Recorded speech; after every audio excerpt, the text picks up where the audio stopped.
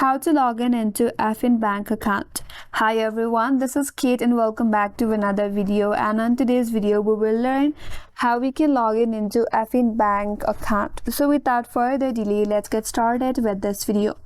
First of all, you have to open up your preferred browser. Head towards the search bar and all you have to type in Affin Bank. Press enter in your keyboard. So from the search results, you have to head towards the first link, that is www.affinalways.com. That's gonna take you to their official website. So once you land on this kind of interface, you have to head towards your top right corner. There is this login button, click on it. Now select your account. You have to select your preferred account. After you have selected your account type, you will be taken into the login page. As you can see right here, there is a sign-in prompt.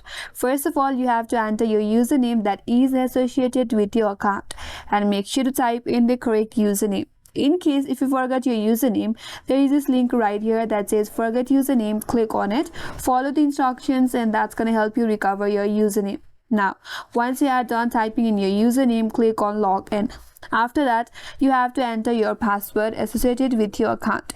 Make sure to type in the correct password, and once done, click on login, and then you'll be logged into your Affin Bank account.